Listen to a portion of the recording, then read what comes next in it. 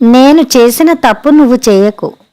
ఈ కథను రచించిన వారు గంటి భానుమతి గారు. ఈ కథ జనవరి 2003లో ఆంధ్రప్రభ సచిత్ర వారపత్రికలో ప్రచురితమైంది. కారుని కింద సెల్లార్లో ఆపి నా పక్కనే ఉన్న సెల్ని బ్యాగ్ని చేతిలోకి తీసుకుని కారుకి తాళం వేసి లిఫ్ట్ దగ్గరికి వెళ్ళి బటన్ నొక్కి టైం చూశాను. రాత్రి 8:30. నేను కాలేజీలో ఇంగ్లీష్ లెక్చరర్ని. ఆ తర్వాత హిమాయత్ నగర్లోని స్పోకెన్ ఇంగ్లీష్ ఇన్స్టిట్యూట్లో పార్ట్ టైం ఉద్యోగం. ఇంటికి వచ్చేటప్పటికి రోజు 8-8:30. ఈ లోపల లిఫ్ట్ వచ్చింది. మరో 2 సరిగ్గా అదే సమయానికి గబగబా వచ్చారు. 3వ అంతస్తులోని నా ఫ్లాట్కెళ్ళి తలుపు వేసి సేఫ్టీ చైన్ తగిలించి బ్యాగ్ని సెల్ని సోఫాలో పడేసి బాత్రూంలోకి వెళ్ళి మొహం కడుక్కుని బయటికి వచ్చేటప్పటికి ఫోన్ మోగుతోంది. హలో అన్నాను. మమ్మీ నువ్వేనా? ఎప్పటినుంచో ట్రై చేస్తున్నాను నీకోసం. ఆల్మోస్ట్ 1 అవర్ కాంటాక్ట్ చేయలేకపోతున్నాను. థ్యాంక్ గాడ్ ఇప్పుడైనా దొరికావు. ఆదుర్దాగా అంది క్షమ. ఏంటంత కంగారు? ఏం జరిగింది? అంతకన్నా ఆత్రంగా అడిగాను. మమ్మీ అంటూ క్షమ ఏడ్చేసింది. ఏమ్మా ఏం జరిగింది?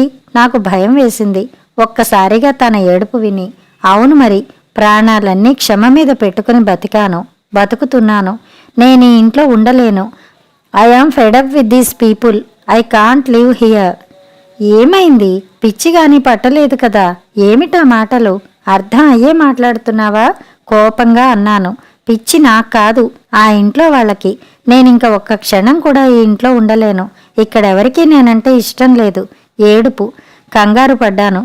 ఇది చెప్పు, నువ్వు నిశాంత్ పోట్లాడుకున్నారా? చిన్న చిన్న దెబ్బలాటలు చాలా సహజం. అందుకోసం ఇల్లు వదిలేస్తానంటావా? ముక్కు ఎగపీల్చింది. ఆపేయ్. అందరూ నాకు పాఠాలు నీతులు చెప్పేవారే. నువ్వొక్కదానివే నాకు తక్కువయ్యావు. నేను మామూలు ఆడదాన్నే. నా వీక్నెస్లు నాకున్నాయి. మీరంతా ఏదో సూపర్ హ్యూమన్ బీయింగ్స్ అయినట్టు మాట్లాడుతున్నారు. నేను చేసే ప్రతి పనిలోనూ తప్పు వెతకడమే మీ అందరి పని. ఇంక నువ్వేం అనకు, ఆగిపోమ్మని అనకు. నేను వస్తున్నాను. ఇంత రాత్రి వేళ ఒక్కదానివి అక్కడి నుంచి రావడం సరేలే. 1-2 రోజుల్లో నీ మనసు కూడా మారచ్చు. అయినా నేను కూడా నిశాంత్కి నచ్చ చెప్తాను. ఇంక దెబ్బలాడకు. ఇంకా ఏదో అందామనుకున్నాను. ఈ లోపలే ఫోన్ పెట్టేసింది. చేతిలోని రిసీవర్ పెట్టి కిటికీలోంచి చీకట్లోకి చూస్తుండిపోయాను. ఒక్కగానొక్క కూతురు. చిన్నప్పటి నుంచి ప్రాణాలు దాని మీద పెట్టుకుని ఉంటున్నాను. ఆమెకి నేను, నాకు ఆమె. క్షమ కాకుండా నాకు ఈ లోకంలో ఎవరున్నారింకా? క్షమతో అన్నాను కానీ నిశాంత్కి నేను నచ్చ చెప్పగలనా?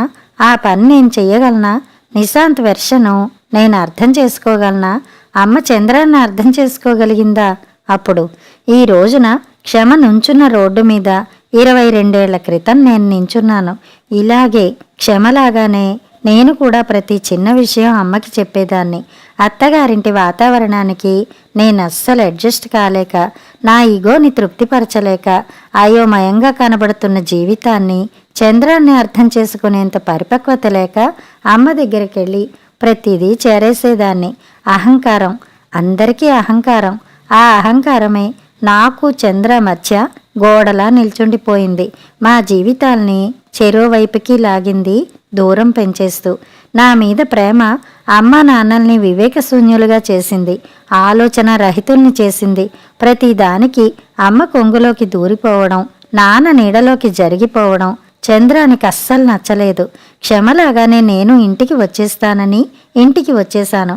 నాన్నగారి అహంకారం, అమ్మ మాటలు పరిస్థితిని ఇంకా దిగజార్చాయి. నా కూతురు నాకేం బరువు కాదు. దానికి విలువలేని ఇంట్లో అదెందుకుంటుంది? కోడల్ని గౌరవించలేని ఇంటికి నేనెట్లా పంపిస్తాను? చదువు ఉండగానే, డబ్బు ఉండగానే సరికాదు జీవితం నడపడానికి. అణుకువ, ఒద్దిక, మాట తీరు, పెద్దవాళ్లంటే గౌరవం, మొగుడంటే భయం ఉండాలి. అది నేర్పించండి మీ అమ్మాయికి. మామగారి అహంకారం. నేను వెళ్ళమనలేదే, తనే వెళ్ళిపోయింది. అలాంటప్పుడు నేను రమ్మనమని ఎలా పిలుస్తాను? చంద్రం పట్టుదల. వాళ్ళు పిలిచే వరకు నువ్వు వెళ్ళకు. అమ్మ సలహా. నాకే అర్థం అవనంతగా నా జీవితం నాతో సంబంధం లేకుండా అర్థం పర్థం లేని పట్టుదల, అహంకారాల మధ్య నత్తలా నడిచింది. నేను నువ్వు సమానమే, నేను నీ అంత సంపాదిస్తున్నాను అన్న నా అహంకారం ఏమైంది? ఈ జీవితం నాలో ఏం మిగిల్చింది? ఈ మగవాళ్ళు ఎంత హృదయం లేనివాళ్ళు, సున్నితంగా ఉండడం రాదా?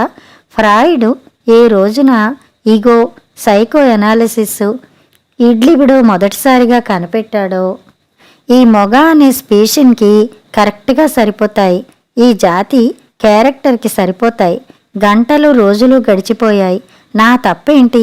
నేనేం తప్పు చేయలేదు అన్న మెట్టు నుంచి తప్పు చేశానా అన్న మెట్టుకి చేరాను. ఆలోచిస్తే ఎంత చిన్న విషయం, దానికి ఇంత వెలకెట్టానా? ఎంత సంకుచితంగా ప్రవర్తించాను? మనుషులకు వీక్నెస్లుండవా? బ్రాడ్గా ఆలోచించటం మొదలెట్టాను. బంధాలు, సంబంధాలు నిలుపుకోవడం కోసం ఉన్న గుప్పెడు హృదయాన్ని విశాలం చేయాల్సిందే.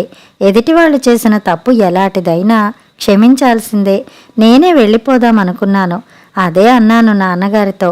చంద్రన్ రాకుండా నువ్వు వెళ్ళడానికి వీల్లేదు. అతగాడికే నా పౌరుషం. మేమేం పౌరుషం లేని వాళ్ళం కాదే. అసలు మా తాతకెంత పౌరుషం ఉందో ఓసారి ధవళేశ్వరం వెళ్తే తెలుస్తుంది. మా నాన్నగారు ఎంతటివారో పిఠాపురం వెళ్తే ఎవరైనా ఇట్టే చెప్పేస్తారు.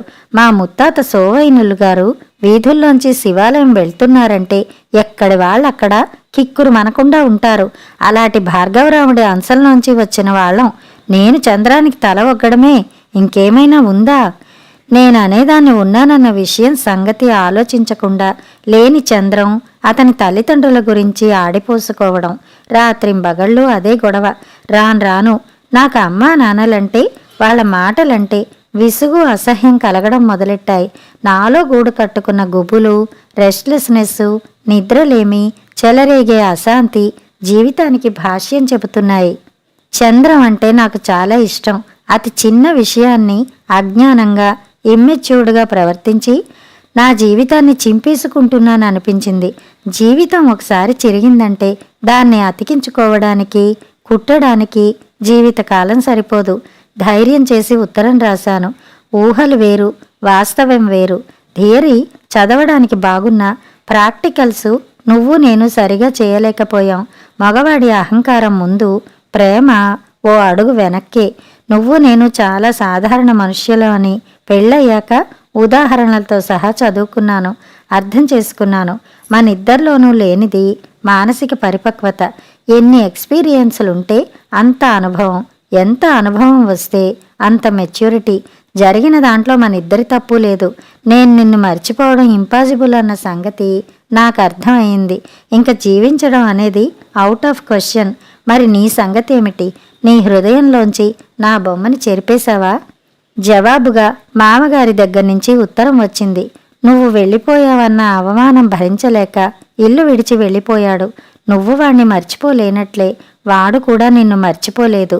మీ అమ్మా నాన్నలు మీ జీవితాల్లో తలదూర్చి అతి నాజూకైన మానసిక బంధాన్ని లాగి నీ జీవితాన్ని చిందరవందర చేశారు. వణికిపోయాను. నా వైవాహిక జీవితం ఇంత తొందరగా, ఇలా అనూహ్యంగా, అర్థాంతరంగా ముగిసిపోతుందని అనుకోలేదు. ఎక్కడుంది లోపం? పెళ్లికి ముందున్న మా ప్రేమ పెళ్లి తర్వాత ఎందుకు లేదు? వైవాహిక జీవితానికి కావలసిన బేసిక్ ఎలిమెంటు నమ్మకం క్రమేపీ తగ్గిపోయిందా? అమ్మా నాన్నల్ని నమ్మినట్లు చంద్రాన్ని ఎందుకు నమ్మలేకపోయాను? ఈగో ప్రాబ్లమ్సా? నన్ను చిన్నపిల్లని చేసి అమ్మా నాన్న నన్ను, నా జీవితాన్ని డామినేట్ చేస్తుంటే నేనెందుకు ఊరుకున్నాను? అయిపోయింది. ఇక చంద్రంతో జీవితం. జరిగింది కల, జరగబోయేది కల్ల. ఎక్కడున్నాడో, ఎలా ఉన్నాడో, ఎక్కడెక్కడ తిరుగుతున్నాడో నాకు కనీసం నెల్ల పాపైనా ఉంది. చంద్రానికి అది లేదు.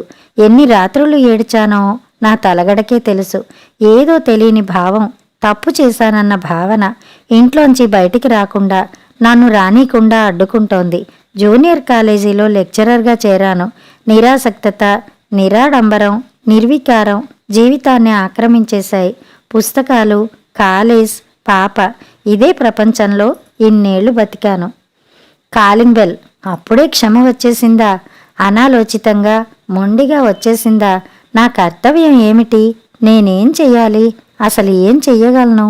చిల్లులోంచి చూశాను. జుట్టు క్రాఫ్ సరి చేసుకుంటున్న పాలవాడు పాలు పోయించుకుని ఫ్రిడ్జ్లో పెట్టి తలుపు మూస్తుంటే ఫ్రిడ్జ్ పైన ఉన్న నవ్వుతున్న క్షమ ఫోటోని ఓసారి చూశాను. దాని ఏడ్పు గొంతు ఇంకా నా చెవుల్లో రింగుమంటోంది.